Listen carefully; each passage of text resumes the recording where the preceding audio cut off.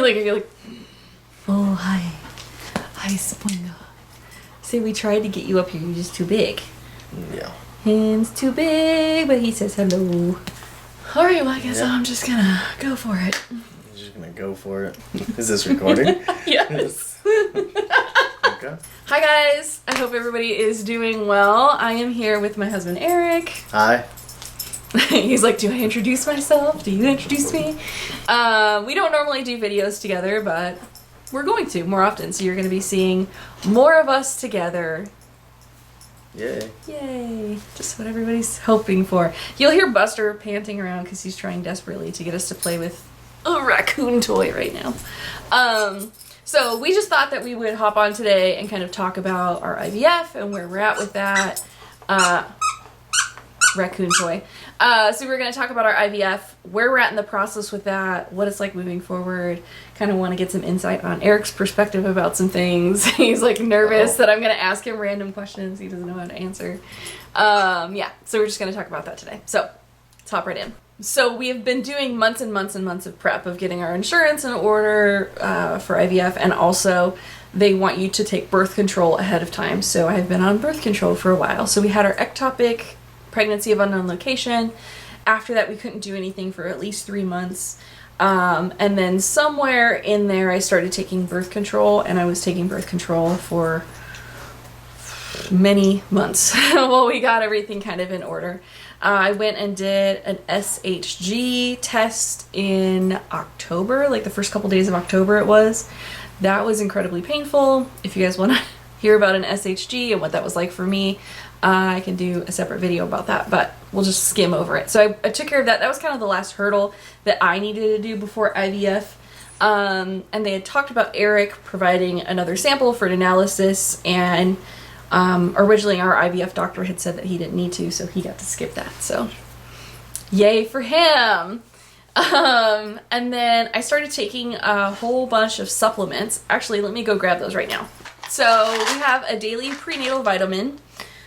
By we, I mean me. Eric's not taking a prenatal, but he is taking a daily multivitamin, and he has for a really long time. So gotta make sure the fellas are up to par. They're swimming straight. So I just take this nature-made prenatal multivitamin with DHA in it, and it has folic acid as well. So yeah, 800 milligrams folic acid. Then my clinic wanted me to take 5,000 IUs of D3 every single day, so I got these gummies. And in order to get that, I have to take 4 of these gummies. The normal prescribed amount is like 2 gummies a day, so I have to take 4 gummies a day. Plus there's 1,000 IUs of D3 in these prenatals. So these combined meet my 5,000 goal. Yeah? Okay. Are you trying to do math for me? Just checking. He's trying. I'm not great at math, so he's mathing for me right now. Did I do the proper math? Depends. Do you have 1,000 of the in here? You let me shop for vitamins on my own, and now you don't trust my math? 2 servings would be 4,000. 4,000. So you have 1,000 in here? Yeah. Okay. I mathed correctly. Just checking. I just saw the 2,000. Bing, bonus point for me. Okay. Also, she wanted me to take 800 milligrams of vitamin E a day, 400 in the morning and 400 in the evening. And my multivitamin has none. Actually, it does. Has vitamin E in it. But it's only 22.5 IUs. It's like really minimal compared to the amount that I needed. So I just went ahead and bought vitamin E. And each of these pills is 400. So I take 1 in the morning and 1 in the evening for 800 total per day. Math correct? Yep. Excellent. Okay. Then I'm supposed to be taking CoQ10, 400 milligrams a day, and that's 2 pills worth of this. So, yes, that's 2 pills worth. Just double checking everything. Checking my math. And CoQ10 wasn't on here at all, and I don't think that's like a common thing that's in a prenatal vitamin. So that's what they have me taking right now. And then again, I was taking birth control, but we're at the end of that now. Yeah. So now, if we go back, about 2 weeks ago, we went to our IVF injections class. So it was a requirement for our clinic that you have to take an injections class. What do you think of the injections class? It's a lot longer than I thought it was going to be. My appointment, so I have MyChart, which is an electronic portal for your doctor's appointments, or for your doctor's office. You can see your records, like test results on there. You can make appointments. You can directly talk to the office. It's great. So in my MyChart, the appointment said it was going to be a half an hour. It was not a half an hour. It was 2 hours. It was 2 hours. We were there for 2 hours. And there were many other couples. They gave us 2 booklets.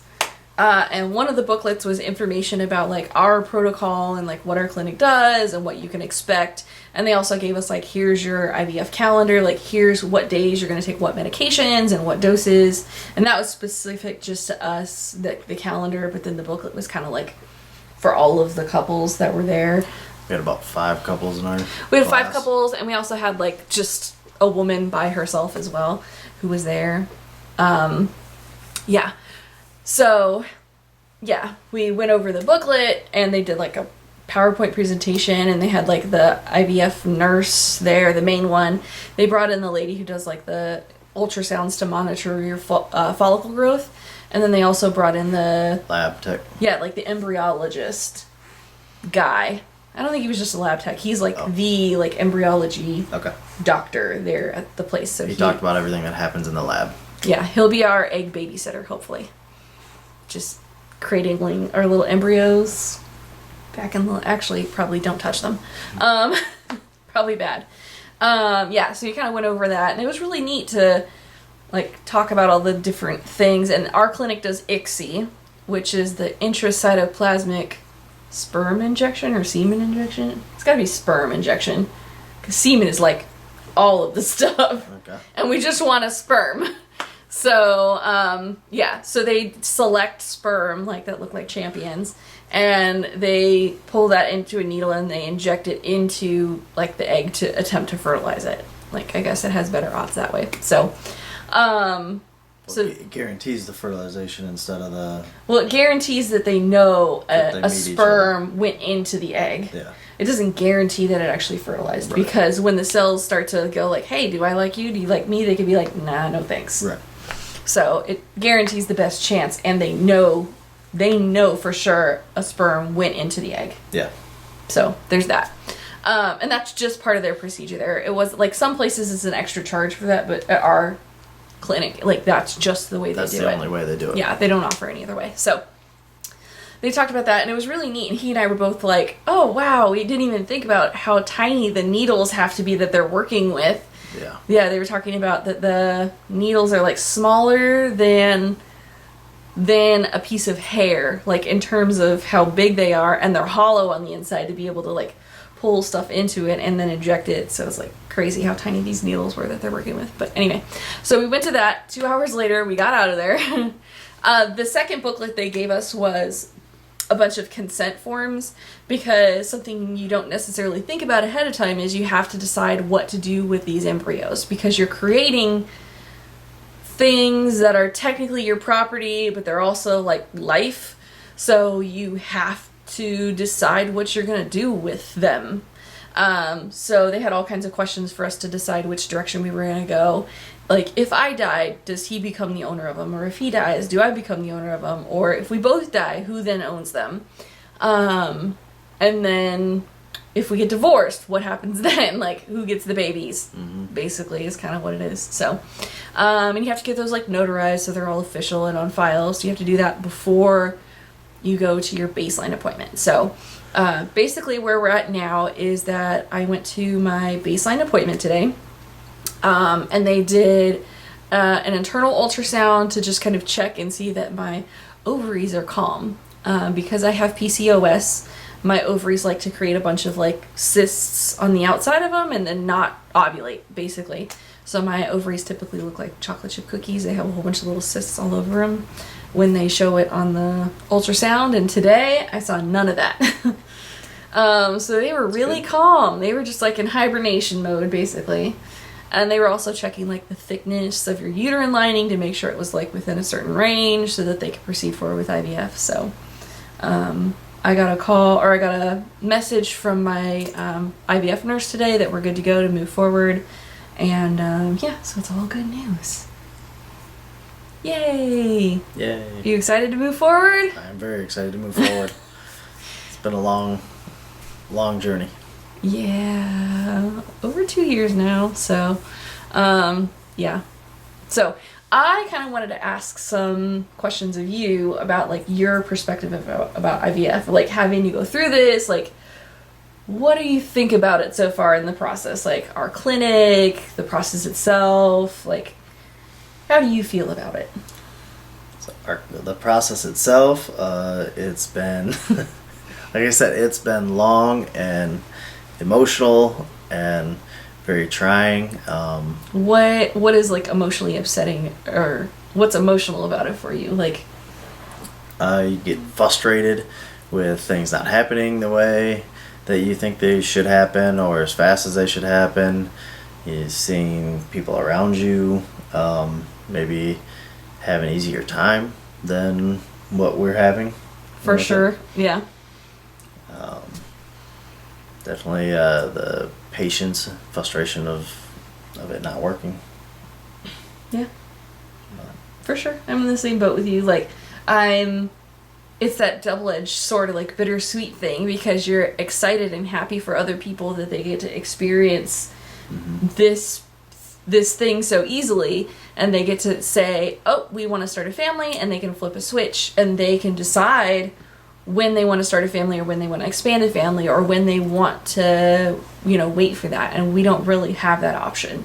So we can't turn it on and off. And not only that, but like, man, you get to do it for free, which is great. Yeah. And although we have insurance now that's helpful for the cost of IVF, we have spent a lot of money that other people don't spend to start their family. They get to spend that on vacations and cars and on, buying stuff for their baby and a nursery. And like the amount of money that we've spent even before we got to the IVF process and up leading to it is absurd. Like if we were to add it all together over the last 2.5 years. Like I said, this is the first time I've ever met my deductible on insurance. Yeah, we met our deductible by ours resets in like April. We met it by like July. Yeah. So yeah, I mean, we've spent a lot of money, and last year we spent a lot of money, and so it's just a really expensive experience. And we're in a position where we're grateful that we have the ability to at least explore this option, because we know that many people can't. So they have financial obstacles that they can't overcome. And although it is expensive for us, like at least we say like, this is gonna hurt, but we can do it. So still have the opportunity to. Yeah, we have the opportunity to do it, which we're really grateful for. 50 years ago this wasn't even an option. So you'd be a couple and it's like, well, they just don't have children, and that's unfortunate. So at least we get the chance to try to. So we're really grateful for that. But it's frustrating because so many other people don't have that obstacle to overcome, or they don't necessarily understand the process that we have to go through, or they don't want to talk about it. So we're not frustrated with those people. No. We're just frustrated with that it's not for us. That it hasn't worked that way for us. Yeah, that we've encountered this obstacle. So, yeah, I feel the same with you on that page. Yeah. What has been the most difficult thing for you through the process so far? Is it like understanding things, or I want to go back to the patience part of you're a patient person. You're way more patient than I am. I am.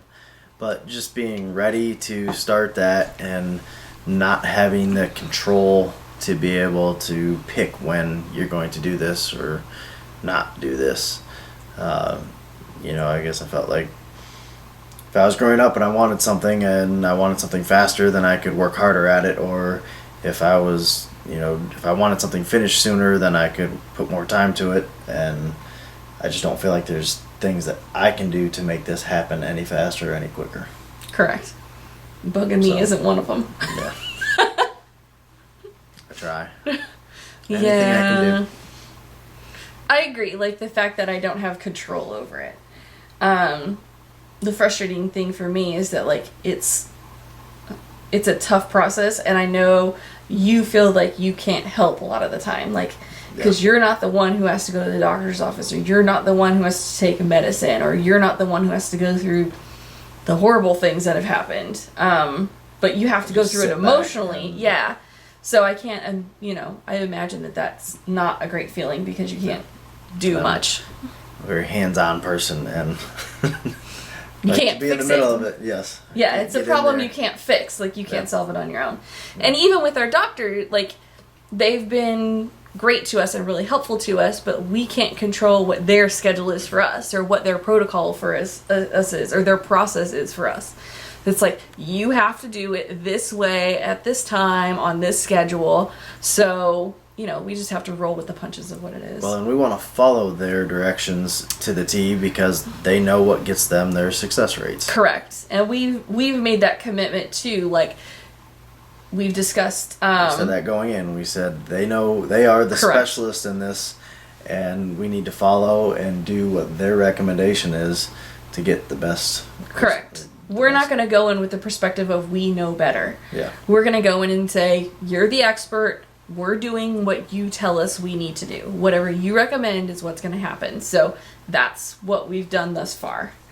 We don't really have any results from it at this point, other than, you know, they took care of me during our pregnancy of unknown location to get that resolved, and I'm healthy, I'm fine, and we have the ability to move forward. So, you know, I'm very grateful for their care for that, and they genuinely care and want to make sure that you're okay. So, yeah. So do you understand, like, the whole IVF process of everything that's happening from, like, the class we went to and all the stuff that we've talked about? And, like, the class was a big help. Like I said, it was 2 hours. The first hour I felt like gave us kind of the most, or actually, the second hour gave us more information on the process of what was happening. The first hour was more about the medications, and I think I kind of got drowned out with information there. Are you ready to give me shots? I'm ready to give you the shot. The shot. Well, yeah, the trigger shot. Yeah. Let's make you ovulate. Yeah. But the second hour, it was a little bit better with being able to understand the process of how everything they're going to do works. Yeah. Yeah. Cool. I'm still not 100% sure what every single medication is.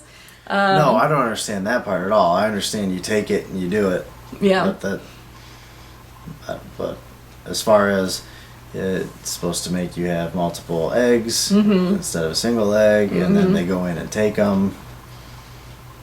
You're good on that one? I'm good on that. Excellent. You know your part? I do know my part. I got that part down. Excellent. You're going to be there for your part. Okay. Yep.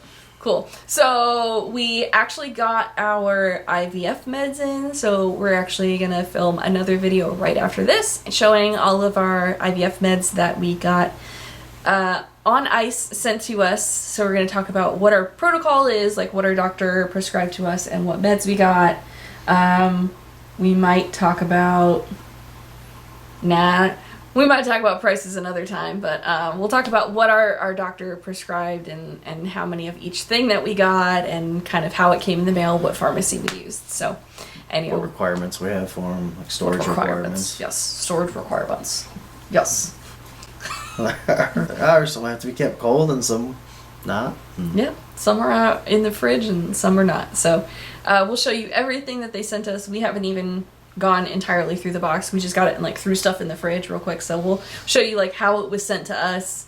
So if you're getting IVF meds or you've gotten IVF meds, you can kind of compare what you got versus what we got and see how it came in the mail. Or if you're deciding on a pharmacy, we can show you like this is how our pharmacy sent us our meds, and you can decide if that's something that you want to use for yourself. All right, guys, we'll update you again after my first follicle scan, which is going to be about a week from now. We're going to start injections before that, so maybe we'll start, we'll update you with the injections and stuff like that. I do play a part in that week. I have to get my blood test. Yeah. So when I go to my next follicle scan, or first follicle scan, this one was like a baseline appointment. So when I go to my follicle scan, he has to come because he has to give blood for an infectious disease panel, basically, because they need to have that on file. So he does have a part at the next appointment. And it's not what you think. It's just a blood draw. Alright guys, well we're going to see our next video. We're going to keep you updated along the process. You're going to be seeing more of him.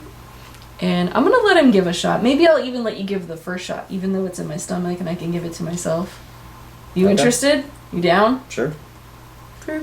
Sure.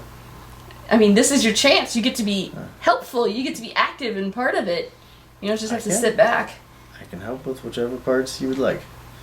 Excellent. Well, there's one part I'd like you to help with. No, yeah. Yes. Alright guys, we'll see you in our next video. Bye.